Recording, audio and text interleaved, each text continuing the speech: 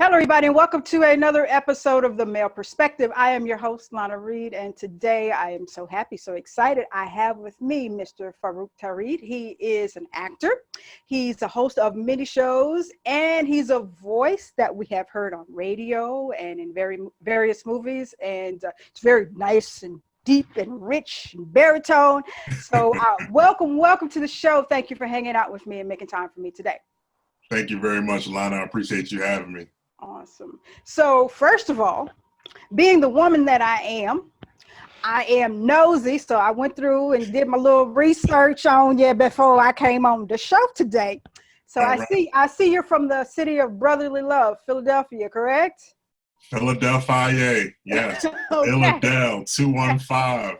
That's one thing you see. You can see the little love sign I got behind me right there. There you go. That's the sign of Philly. I got all my Eagle stuff. I'm telling you, I represent the 215 in Philly wherever I go. That's one thing look.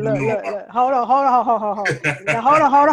We're gonna have a nice conversation. But you mentioned them Eagles. I'm a Saints fan, so don't go too far with it now. Listen, it's okay. You can be a Saints fan. You know, we don't gotta worry about meeting each other into the playoffs. That's right. We can be friends for a while. Hopefully, we get a season with this whole mess going on. I don't know what I'm gonna do. I'm gonna be like, we don't get right? Yeah, indeed. So how does a young lad from Philadelphia go to the entertainment industry? How do you move into Hollywood and all that stuff?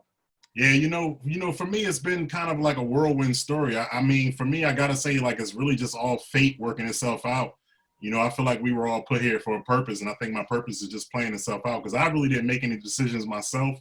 You know, when I go back to when I was 13, when I first started even going to theater school at Freedom Theater, which was like probably just a game changer for me. My mom put me into it. And then when I didn't want to do it no more, she made me do it even more.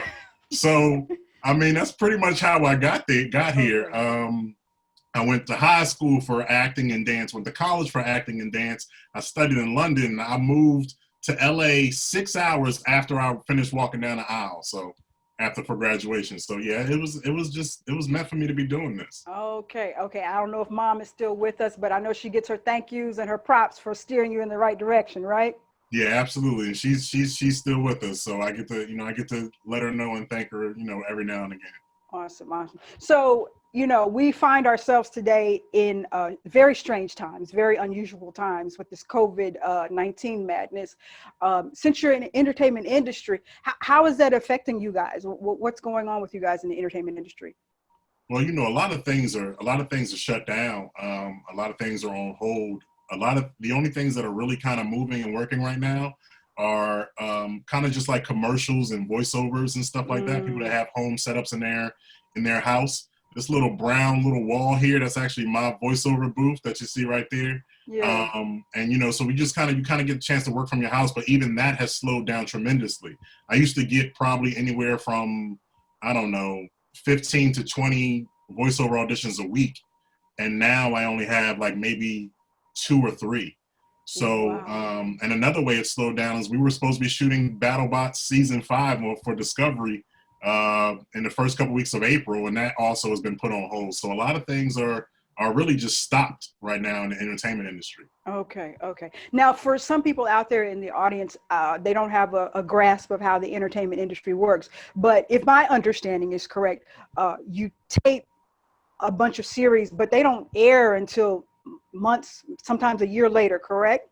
Right. Yeah. For most things, you got different versions. You got live, where you got shows that are live. A lot of the talk shows and stuff at night, even those are pre-recorded. You got pre-recorded, you got live, and then you have live to tape, which means it's shot live, but then it's shown later. So yeah, it's all different types of ways to do things out there. Okay. So your BattleBots. So the last episode that aired, did you tape it like well in advance? Yeah, absolutely. I think the last episode aired probably around September or August 2019, and we filmed everything in April of 2019. So that just kind of lets you know. Yeah, and that's one of the unique things about BattleBots and even other shows that I've done, like the game show I've done for Universal Kids called The Noise. We did 40 episodes of Noise, but it was shot in 2.5 weeks. 40 episodes, no sleep, just coffee and just Red Bulls and just dogging it, or just 40 power through. Power through. Yeah, yeah. So, I mean, it's great. I mean, it's good because, it kind of frees up my year. But at the Okay. same time, like you said, it is a lot of delay in what a lot of shooting is being done with editing and post-production and all that good stuff. Okay. So we mentioned Battlebots. So tell us what is that show about, and what do you're the host of that show, correct? I am the ring announcer. So pretty much, Ring. right. Are you a fight fan? You watch any boxing at all? Yes, I do watch boxing. Yes. Okay, so you know about Michael Buffer, Bruce Buffer, guys that do all the introductions. Mm-hmm. I'm pretty much that in the BattleBots realm. Essentially, BattleBots is a show on Discovery where homemade bot builders, they build robots, and then we have a heavyweight division. So all the robots are 250 pounds. That's what they have to meet the requirement. And they have weapons and power and all kinds of stuff. And they go into a box and they fight, pretty much like I would say like a futuristic Got you. So Max and the fighting competition kind of thing. Absolutely, absolutely. So Awesome. yeah, so they fight, and I'm the one in there doing all kinds of crazy introductions, and it's a dream job for me because I just get to be as silly and as crazy as I want to be. So I love it. Oh, that's cool. And you said this is on Discovery? Yeah, on Discovery right now. I'm sure they're probably running some rerun episodes. You can definitely catch past episodes on the Discovery Go app as well. Okay, so when you guys, when we open back up, well, have they told you? I don't know if they've mentioned to you yet. What is the parameters are going to be for entertainment industry to open back up with this COVID-19? Have they given you guys any kind of feelers about what direction you guys are going to be going? I personally haven't heard anything. I've definitely been keeping up on like some of the trades, listening to what the unions are saying, like SAG-AFTRA. Mm-hmm. I know Tyler Perry, he worked out his thing to be able to start shooting in July. He had a whole plan worked out to start shooting his shows, but his shows are shot, kind of unique, kind of different. His shows are shot much like a couple of shows I've done, where they're shot in 2-week spans. Okay. A lot of shows that we probably watch on a lot of network TVs and even on cable, Netflix and all, they're shot. One episode might take 2 weeks. Okay. So, yeah, a lot of things are on halt right now. So how we end up getting it all back together is going to be interesting. One of the things I know probably is going to happen, unfortunately, is probably be like less jobs. They're probably going to like compile jobs just to try to find a way to get the best quality of shooting with the minimum amount of people. So that's going to be one thing that's probably definitely going to take a hit. Okay. Well, let me ask you a personal question. How comfortable do you think you're going to feel personally going back onto a set with, the person that brings the donuts? No. The person that brings the donuts, the person that does the makeup, all in. From the beginning, I got to be honest with you. From the beginning, my stance hasn't changed. I don't really fall victim to all the rhetoric and the talk that's going out there. For me, I understand it as like another form of the flu. Mm-hmm. I understand that there have been some deaths, and I get all that. And so anybody that's lost anybody to COVID-19, mm-hmm. Prayers and blessings to you for your loss of your loved ones. I do know that, the flu itself was taking out a lot of people every year. The amount of people that die every year just in living our own lives. Like, I feel like lives are being saved by everybody being stayed home. Because mm-hmm. with all the stuff that we do going on out in this world, like car accidents, all that, I'm sure all that stuff down, murder, homicide, I'm sure all that stuff is down. And so, for me, I'm ready to go back. I'm ready to kind of interact with people again. And I'm not saying, look, do it responsibly. Wear your gloves, wash your hands, wear your face mask. But come on, we can get around people. Because my thing is this: if you sit there and you talk about the asymptomatic symptoms and you don't know who's got it or when you got it, mm-hmm. guess what? That can go on forever. Ever and ever, ever and ever. So where's the end? I want to get to the end. He's like, I'm ready to get back to work. Let's get in there, huh? You probably have kids that are probably getting on your nerves at home too anyways, right? I mean, that actually I wish I had going on. I got I got a 13-year-old son. He's actually in one of the pictures behind me right up there. Okay. My wife is holding him in the picture. I got a 13-year-old son, but he lives in Maui. Okay. And we actually went to Italy at the end of February, beginning of March. So we flew out on March 9th, and we just made it back. By the time our flight landed, Italy had locked itself down.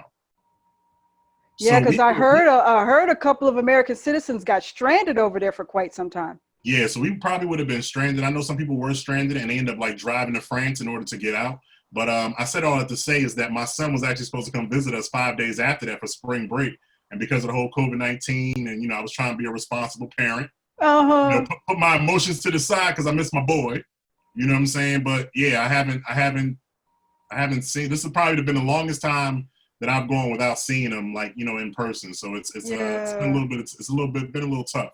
Yeah. Oh, wow. And now with the, you know, I'm reading about the airline industry, and they're cutting availability of flights after we start operating again, and it's just really going to be all chaotic. We were nowhere as a world, we were not prepared for any of this. There was no backup plan to the backup plan. There was no plan C, D, E, or F. We just was I whatever. mean, you know, when you listen to it, it looked like Obama might have had a plan in place, but it looked like somebody might just didn't read the plan. So, you Yeah, know, we ain't, well, you know, we ain't gonna talk about that. We can't even get the man's picture put up in the office. That's why with how much we don't like the guy. But this is all chaotic. This is human nature at its worst. This is just yeah. really truly But I mean, human like, nature. you know, everybody's been preaching the whole "we all in this together," and I think that's what we got to understand. We are all in this together. We are. I But mean, a I lot of hope. people are feeling the effects. I mean, I know people are set up financially different, and I Mhm. think that's probably what's putting a strain on a lot of things. But Mm.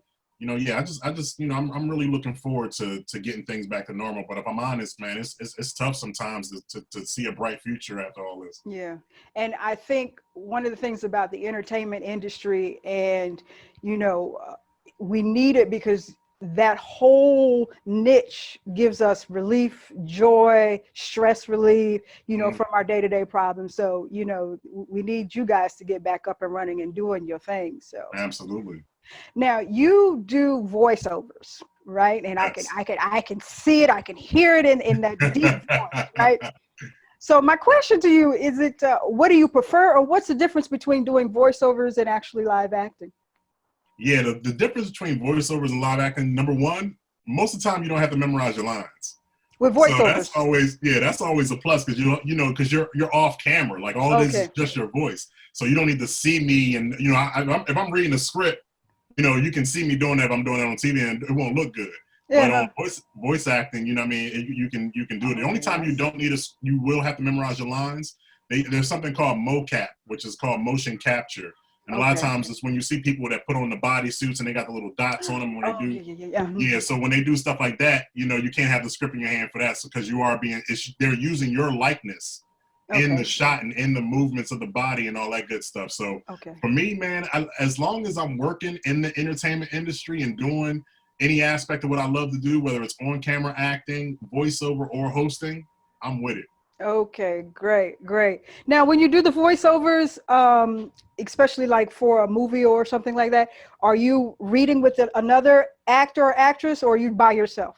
It's been both ways. It depends on the schedules of the actors. It depends on the style of the director. For instance, I did a Team Hot Wheels movie where it was like an animated movie. We did like 3 of them, and we when we recorded, there was all of us in the room at the same time. And then Okay, there's times where I worked on shows like We Bare Bears for Cartoon Network, and it was just me doing my lines. gotcha. So you know, you have it both ways. Awesome. Let me ask you this. If you weren't in the entertainment industry, what do you see yourself doing? Oh man, I wanted to be an accountant. Oh, I don't so know if I would. dry, so boring.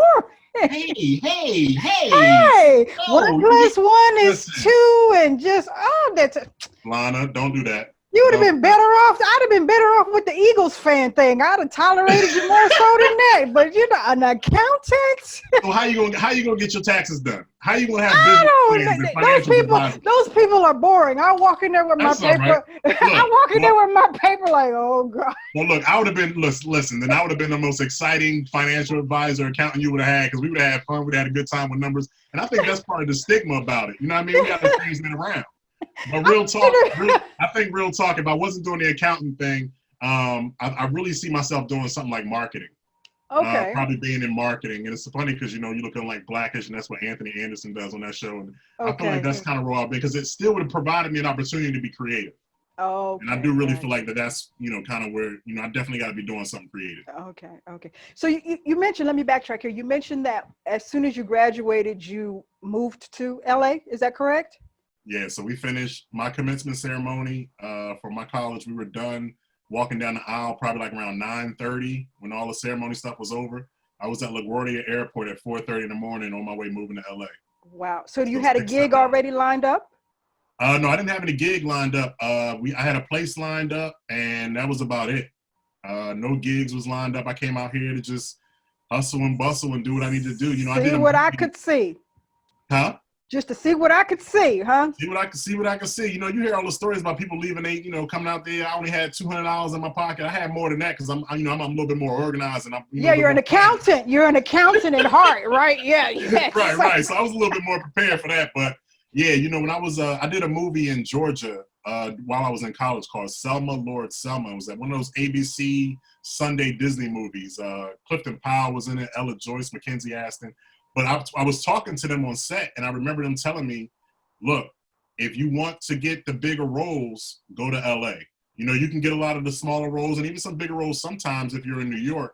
But a lot of other places where they shoot at, like Atlanta, you're going to get a lot of local hire spots. So if you want the bigger roles and the main roles, go to LA. So that was my plan. Okay. Now, you've mentioned LA and you've mentioned Georgia. So in the entertainment industry, there's these states will give perks for entertainment industry to do their thing. And right. Georgia's one of the states that's really just given a lot of money to people coming there to do productions. Have you ever thought of moving that way, or are there more jobs out there viable in Georgia versus LA now? Because LA used to be the spot. Yeah, I was talking to my wife about this the other day, and we have friends and stuff that moved to Atlanta. And I was just wondering, like, what the idea was behind making that move. And I don't know if this is because there's a smaller pool of actors over there, so the opportunity could be greater in that way, supply and demand. But I look at it like, for me, I think still a lot of the heavy hitters and the big hitters are still in LA. There's still a lot of stuff being done in New York and a lot of stuff being done in Georgia as well, which is great to see. Tyler Perry doing his thing down there and a lot of other people. The Abreu brothers also doing stuff down there. But LA is still kind of like the main hub. So this still is where I'm staying. Still popping. And you can't beat the weather.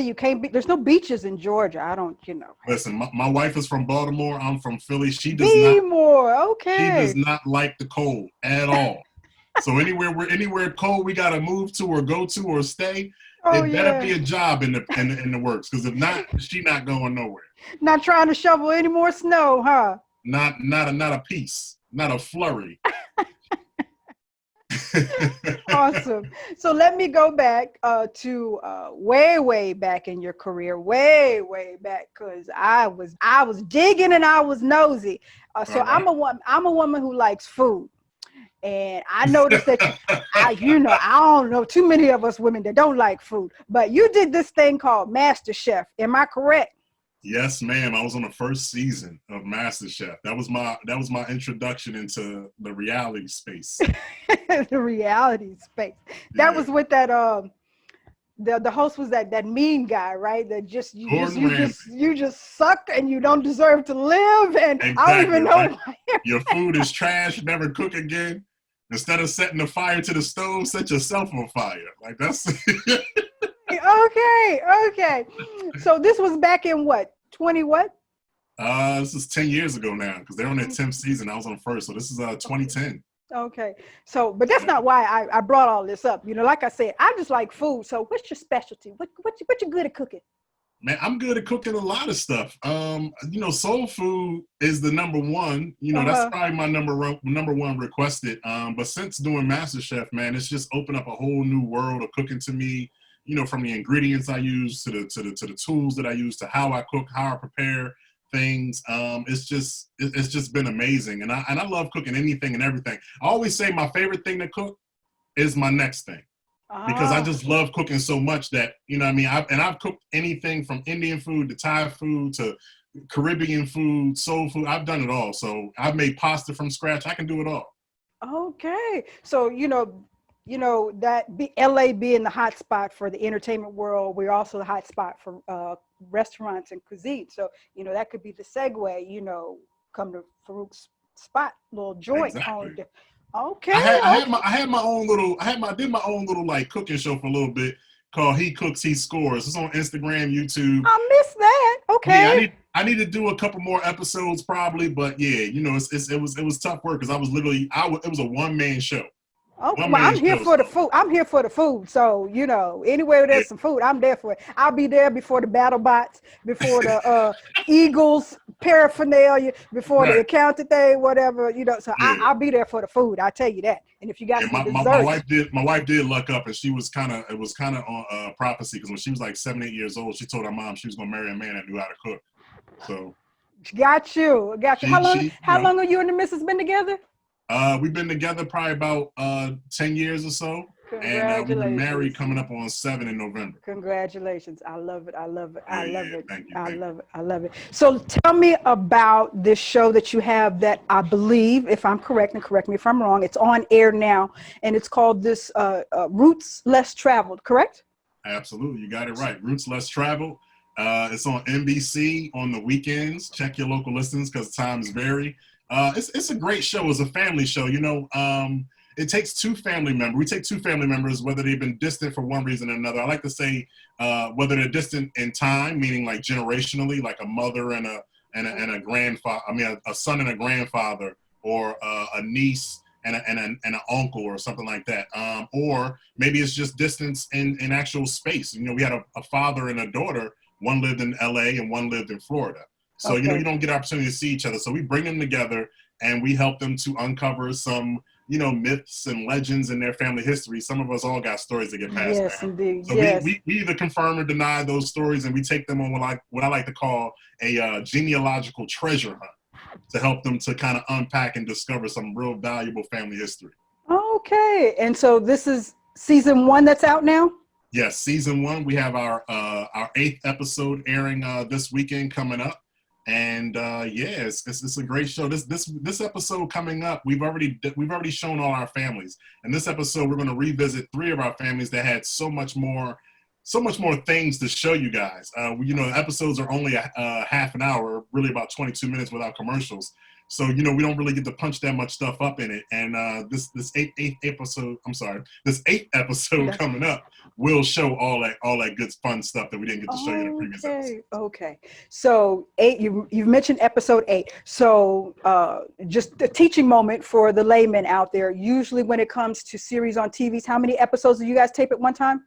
It depends on a lot of times it depends on the first order. Like a lot of times the first order of any episodes can be anywhere from 6 to probably like 13 episodes. Okay. So that's not like the first order. It's when you get that second season, third season, they tend to kind of give you a couple more episodes. Oh, so with right. our first season we had 8 episodes. Okay. So are there plans to start taping for the second season already or no?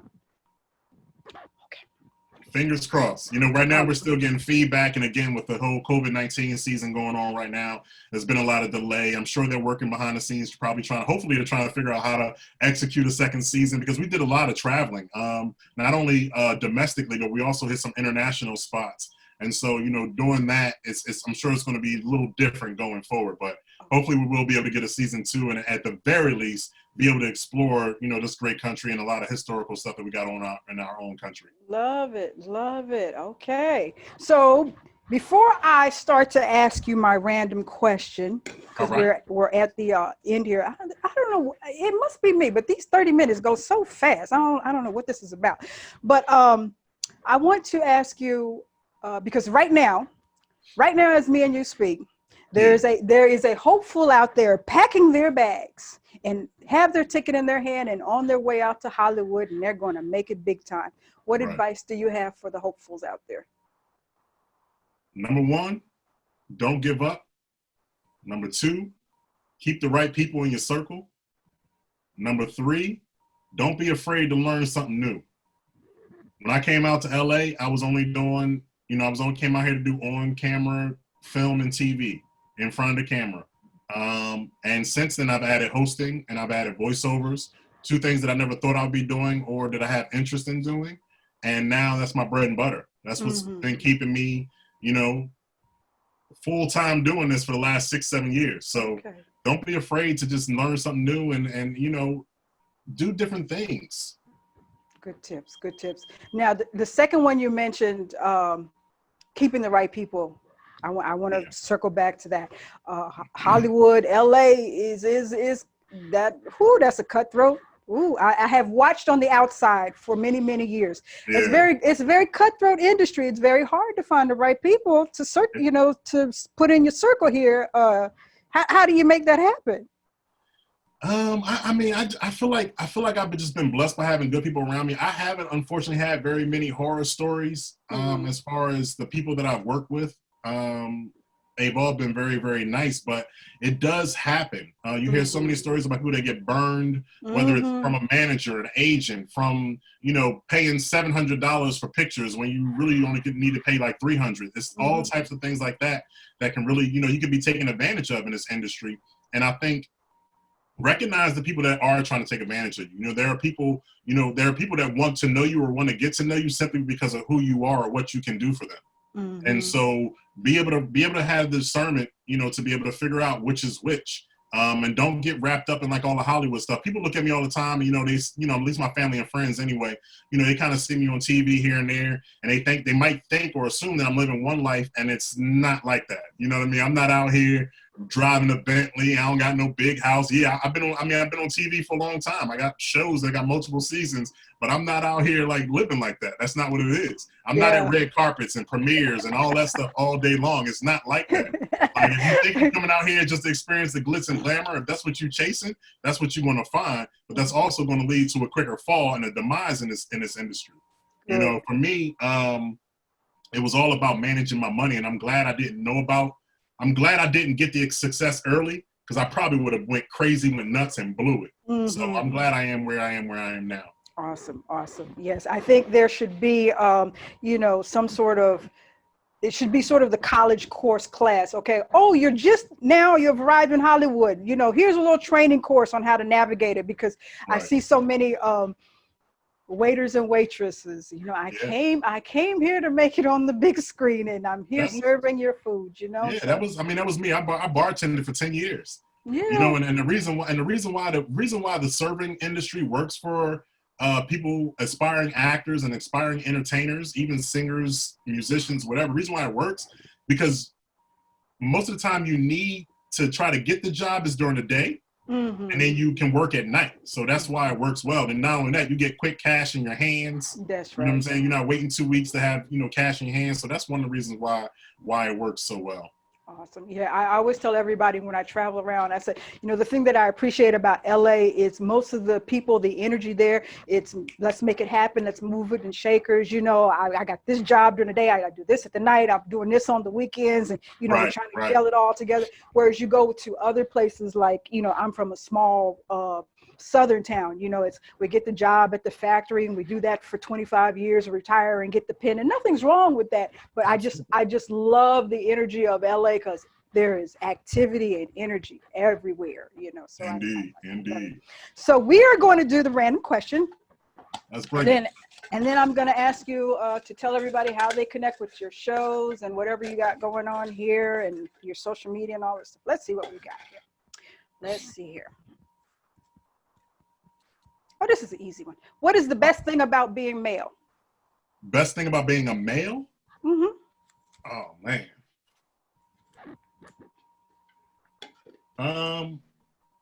I would probably say, and this is coming from a male, so it might be a little bit ignorant. That's okay. But I would say probably not having to go through childbirth. You guys couldn't take the pain anyway. Yeah. Listen, I've learned as I've gotten older that women have been given a pain threshold that men do not have, nor can we fathom or understand. That's why, to me, women are the most strongest beings on this planet, because they can endure way more than men can. Yeah. You're not saying that because the wife is on the other side of the wall listening right now, right? No, that's not that. I was raised by women. Yeah, okay. I get the question all the time: who influenced me? Who inspired me? And it's been the women in my life. The women in my life that's been keeping me strong. My mom, my grandmom, the people, my teachers, and people at Freedom Theater, things like that. Those are the people that I look up to. So, for me as a male, best thing, not having to do with any of the reproductive system. I have been around a couple of you grown children in the male species. When y'all get a cold, then the world comes to an end for y'all. So, Listen, right. I mean, y'all deal with something once a month that we ain't even got to deal with. So I mean, that's the perks of being a male right there. You don't have to go through our I just want to keep it biological and scientific. Well, I appreciate the honesty. Well, dear, we are at the end of the show here. Please tell everybody how they connect with Roots Less Traveled, Battlebots, how they can catch up with that, or social media. And hey, I need to know about this cooking thing on Instagram because I need to be there. So tell us how we get in touch with you. Yeah, check me out on all social media platforms: Facebook, Twitter, Instagram, where I'm most active at Faruq Adelphia. See, I mixed the Philadelphia in there. Still got half of that. My name, half of it up. You know how I do. Lana, come on. You know what it is. So what? Yeah. Hold on. Let me. One thing y'all got going on. Well, besides the food and everything, we're gonna ignore the Eagles. But you guys got this lady out there, and I don't know what happened to her. Jaguar Wright, this lady that used to sing. Yeah, I used to love to go up, and when she was at little spots and holes in the walls in Philadelphia, I used to love it. But anyways, go ahead and talk about a lot of hidden gems like that in Philly. Yeah, so you can also check out past episodes of BattleBots. I'm sure on the Discovery Go app. Check that out. But feel free to check out NBC.com, the NBC app. Currently running Roots Less Traveled. We do have our 8th and final episode airing this weekend, but it will be rerunning all this summer, so you'll be able to catch up on all the shows if you don't get a chance to check it out on NBC.com or NBC app. So check your local listings for all the different times over the weekend, and just please enjoy. And I thank everybody out there for listening, watching, and just supporting all the good stuff. Okay. Now, I just had a thought real quick before I wrap up here. You do voiceovers. You do voiceovers for you got some parameters or whatever. Can somebody contact you if they want some voiceover work? Yeah, absolutely. How would they get in touch with you for that? Definitely through social media. Probably the first area to go through. Okay. I do have my agent contacts and my publicist contacts on my Instagram profile, so you can definitely check that out. And I will say one more thing, because we've been talking a lot about white privilege, and I think men have male privilege. And I discovered that in 2019 because, one of the things that men don't have to deal with, and I think this is another great thing about being a male, and unfortunately for females, but I learned that women, when they walk to their cars and in parking structures and parking lots, they have a fear, or even just even if it's not a fear, but just an acknowledgement that they have to be mindful when they're walking to their cars, and men don't have to do that. So in that way, I got male privilege. So I wish women didn't have to go through that. There you go. Thank you. There's so much going on with human trafficking and my mother, she always stresses out, like if I go to a big box retailer, and she's like, be careful in the parking lot that you look out for white vans. I'm like, Mom, I'm just looking, but that is the reality, that we live in today, so that is something, and it's just me and my little 5'3" self. So I don't have the strength to, if it is what it is. But anyways, we could talk for another 2 hours on a whole bunch of other things. I see that now. My main thing as we go, if I ever see you in an accounting office, you better make it enjoyable for me and tell me that I'm gonna get some money back. I hope you don't want to see me in an accounting office. If you I play one on TV. We could do that. Exactly. Right. And I'm hoping someday to see a place where I can and get some food, even if it's a weekend pop-up shop, and I can catch a meal somewhere. Yeah, indeed. Check me out. HeCooks.HeScores on Instagram. I love it. You'll see a few of my videos that I put up. I probably need to do a little bit more, but it is. We've had all this time sitting at home. I don't know why you haven't been making more stuff anyways. Yeah, man. I'm just gonna be honest. I've been one of them people that's been just really laying back, being lazy. I need to get out there. Sitting up there with the remote. I got that quarantine 15 going on though. I need to get rid of that. That quarantine 15. We're not gonna hosting the show. We gotta, get it together. I don't know if my BattleBot suit gonna fit if I get, gotta get back in there. So I need to do that. Oh, but Lana, look, like I said, this has been great. One thing I do want to say, I know the show is Male Perspective. If you ever want to get on there and just talk some men stuff, holler back at me. I'm ready. I will. I have loved the energy. Thank you for hanging out with me today. We'll have to reconnect. It has been truly a pleasure. Indeed. Pleasure's all mine. Appreciate you. That is all for this week's episode of The Male Perspective. I am your host, Lana Reid, and I will see everybody next time.